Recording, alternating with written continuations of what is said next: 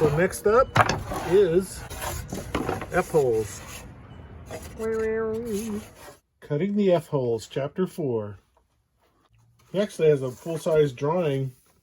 I'm going to trace that. This is a little bigger because it has binding. I'm going to get brave and do binding on the F-hole. So he lays it out for you. How far from the front, 11 1/4 to the bridge from the edge of the plate. 11 1/4 right here. The points of the F-hole is generally where you want the saddle. Actually, this piece of vellum I have is big enough to trace this, and I'll make a little pattern out of it.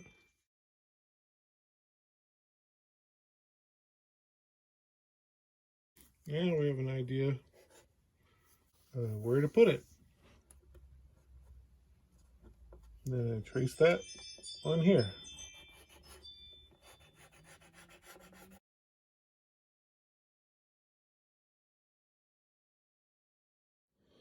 Ooh, there we go. I'm going to double check all the measurements. Measure twice or 3 times.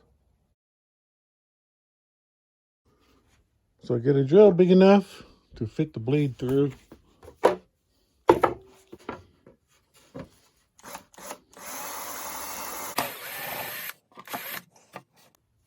I do one on both ends, so I have like a little, like a little cul-de-sac to turn around. A little roundabout, so I can turn the blade around when I get there.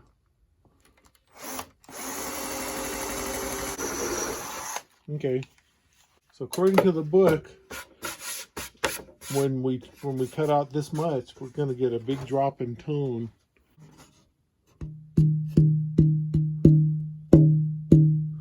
It dropped quite a bit from that plinky when it was 1 inch thick. And it has some sustain too. Dun, dun, dun, dun, dun. And we'll hear what it sounds like after we cut out one of the holes. I like this one because you can turn the saw too.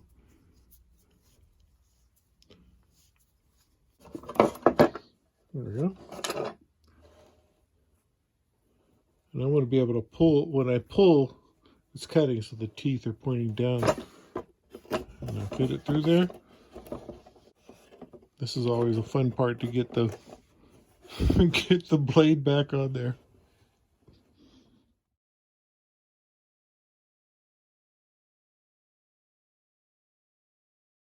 A little touch of wax. It's always good to put on the blade. I found that out from doing inlay and stuff. My dad even did that on the big carpenter saw. This cut's pretty easy.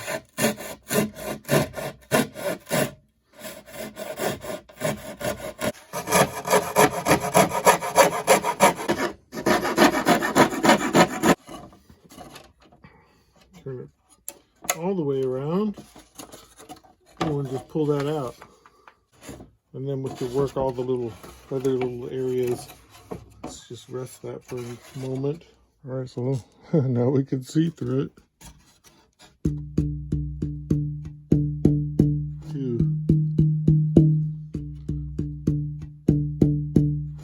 2.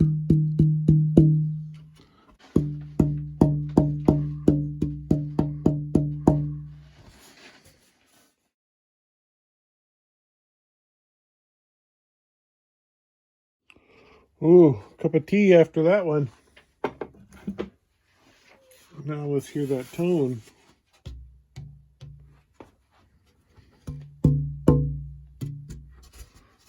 Tap it. Tap it here.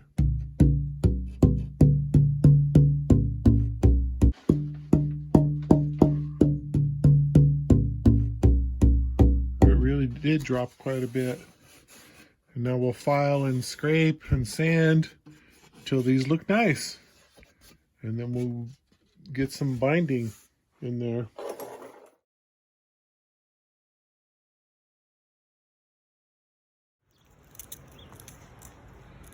So now I got my little popsicle stick, sanding sticks. I think this is like 80 grit from a belt sander, and I super glued it onto a stick. And I also glued some to a dowel that's about the right size for the hole, so I could get a nice round shape in here. This is like a part of a piano rod or something from that broken piano. I've been salvaging wood from it for various things. For the binding, I have some of this black binding that I'll use for the body later. For the F-holes, I'm going to use this, something I had left over from a mandolin thing I was doing. I'll do those in the F-holes. So I'll have white, black on the outside and white on the inside, or cream. And when it comes to the neck binding, that's chapter 13. We'll figure it out then. Okay, I practiced on the other side. So now I use a little bit of hot water and soften this up a little bit so I can curve it around. And you want to leave, according to the book, I'm always going to say that, because this is my first time binding an F-hole. Leave a little bit sticking out there, and then get down to the curve. I'm just going to mark it a little past. Oh, it popped out.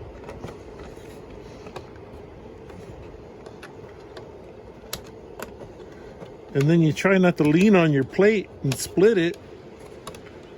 It's sitting up in the vise. There's all these little things that, if I'm not careful, I'm gonna be sad. Okay, so just hold that. Can't quite reach. Just hold that.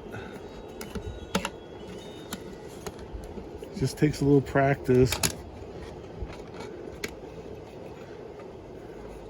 So here's what I'll do.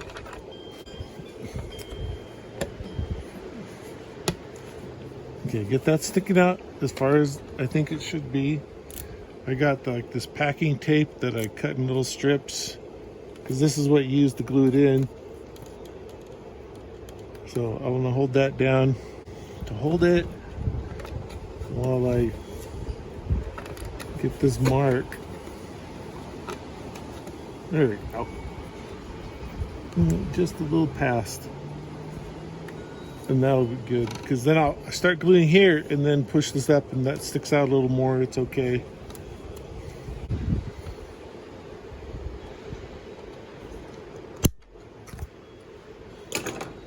All right. Okay, now Duco cement. You put a thin coat on porous wood first. Let it dry. And then do it again. Be generous with it. This stuff is strong, that's why I'm outside. This stuff stinks. So, okay. And I stick the tape on the back side, and then I could pull it really tight on the front. And then just start going.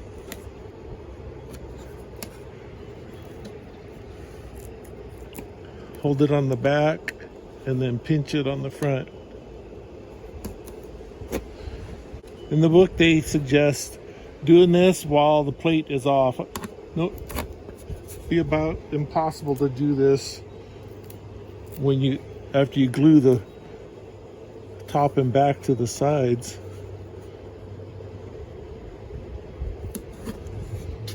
Got my kettle of hot water to help me soften the binding so I can curve it. The F-hole binding is taped up and drying. Takes a while. It took like 4 hours. Well, I've never done it before, so that's what it's like. Just take your time and tape it in. But this you know, this strapping tape, this is the ticket, because you can really pull down tight and cinch it down. And now I got my cedar I'm going to use for the bracing. It'll end up something like that. But he's very specific about the measurements, and then we'll mark the curve, and then we just get to shaping and sanding until those fit snugly and glue them in. I'm going parallel bracing because of, it says in the book that it can be a little more responsive and louder voice, which is what I want. I'm going to try it. And, you know, maybe we'll build another one with X brace and see the difference. But for now, I'm doing parallel bracing. 16 inches on this one and 16 3/4 on this one. I put this little washer on a pencil and then wrap the pencil with tape, and now I have like a little scribe. Position the brace where I want. I got my measurements here, and I marked it with a pencil where I want, and then hold it down. Don't squish, because I don't want to flex the top.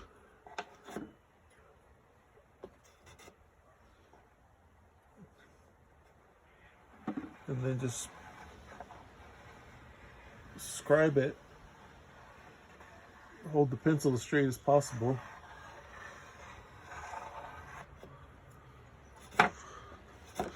And now I have a rough arch line, so I'll cut it on the bandsaw to the, not quite to the line, on both sides. I already did this one.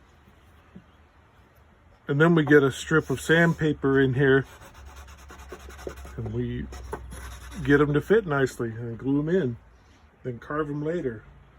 I may just get it to glue in the braces this week and finish up with that part of the chapter.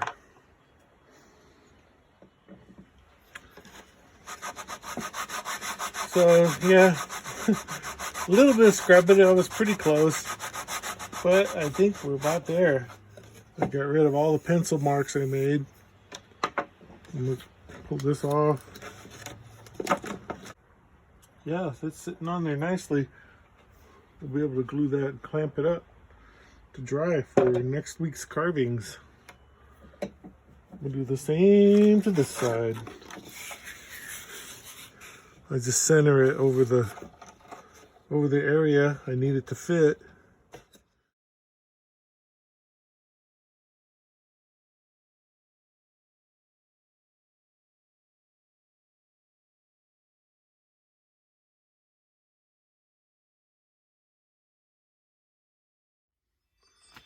Now we're getting in some more guitar building. Glued on these braces.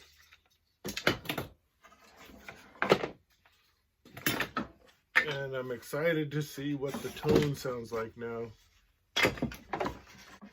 So we're still, we're somewhere in the chapter 4 or 5.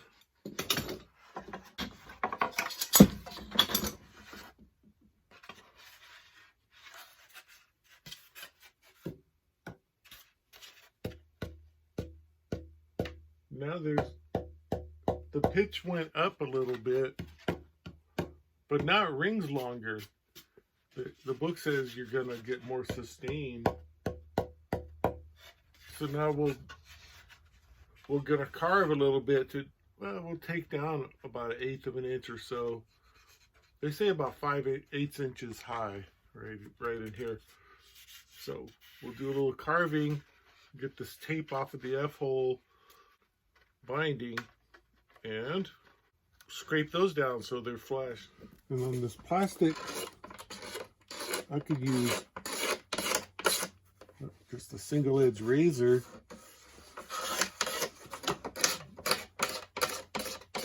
and get this all shaved and scraped down flush.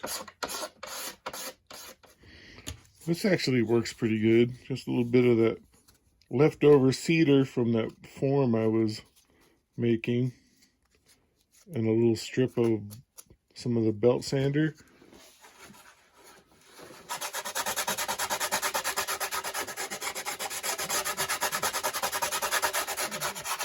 And that gets down the bulk, because it's kind of hard to scrape with the razor on these curves. But this works pretty good. So the brace is down to size. It calls for 1/2 inch to 5/8 at the bridge, and then down to 1/8 or 3/16 on the ends. So here's the bridge line. And I'll just measure. Hard to see in the shadow.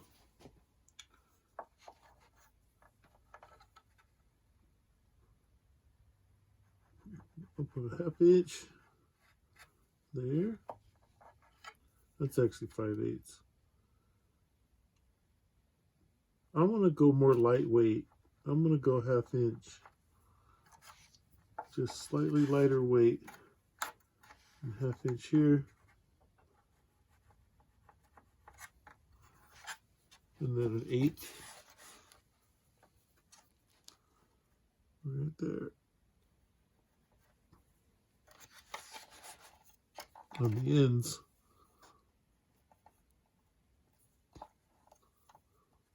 Ooh, that's thinner than you think.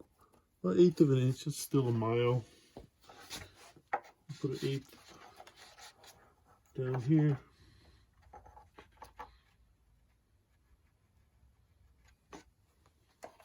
And 1/8.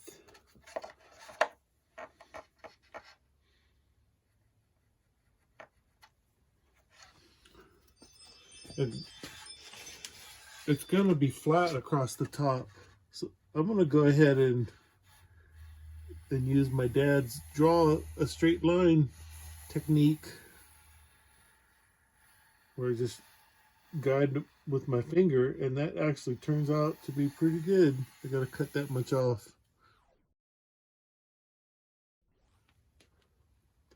I'll start about here. So if you go straight across, I'm ending up at my around 1/8 of an inch on the ends.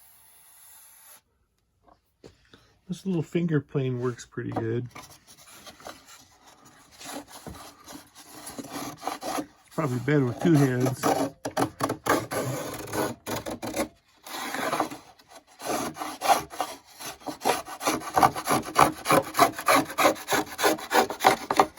I started in with a chisel, but this playground cedar may decide to break off more than I want with a chisel.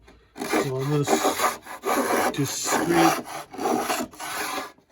smaller amounts at a time.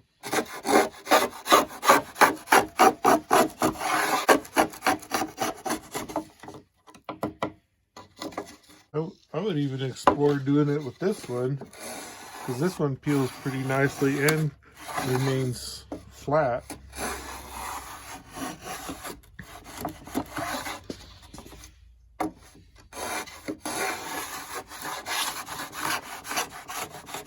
They're far enough apart.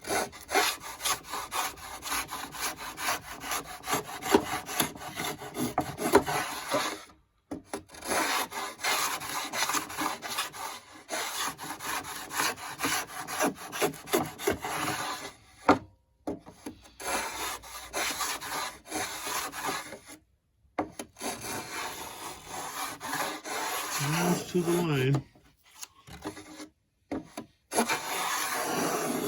And before we do the other one, we'll listen to the tone. Now we'll shave that other side and compare it. Yeah, I gotta just get down to my pencil mark. Pretty close. This one seems to be doing the trick.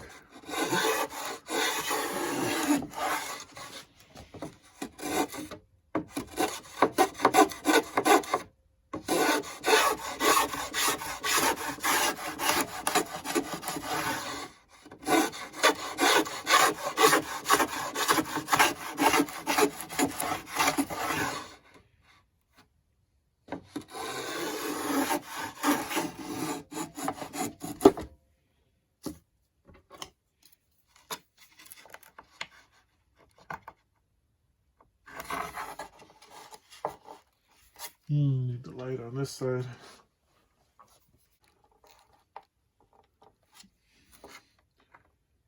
You know what? I'm going to leave that. I'll hit it with a little bit of sandpaper at the end. But I like that so far. And now we'll knock down this other one.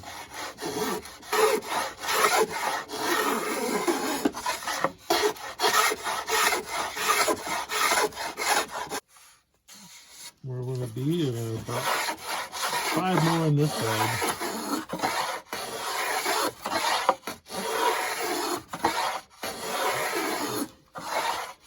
Okay, well that was more like 6.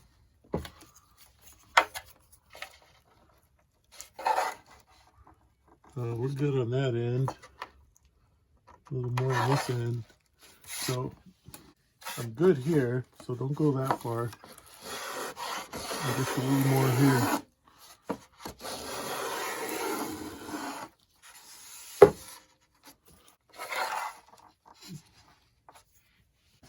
I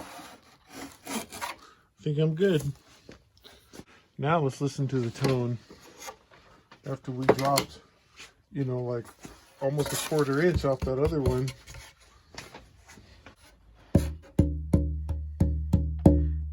We have to wind it back.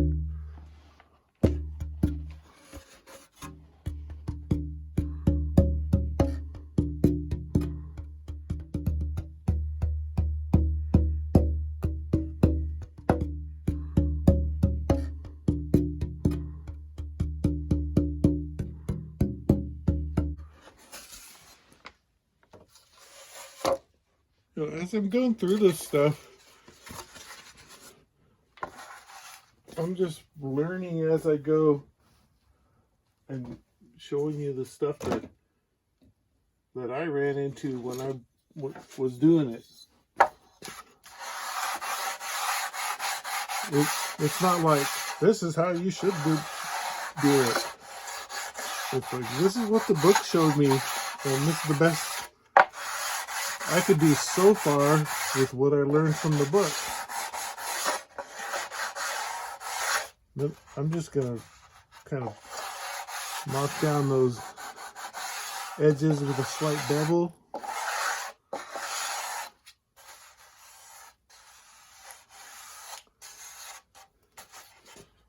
And now maybe I'll sand it a little more on the inside so it looks nice, even though we won't really see it after this is all glued together.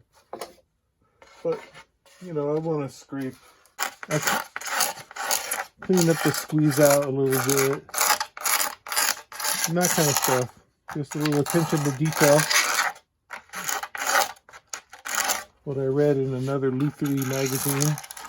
I joined the Guild of American Luthiers, and their quarterly magazines are very helpful. Lots of great tips from many experienced guitar and instrument builders that really inspire you to just get out there and build stuff without waiting, you know, without waiting for the best tools or the best wood or the best shop.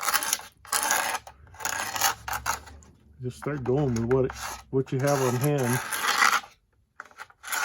Before you know it, you're gonna acquire all these other things. I just ordered some sanding blocks and stuff so I can do the neck radius a little easier.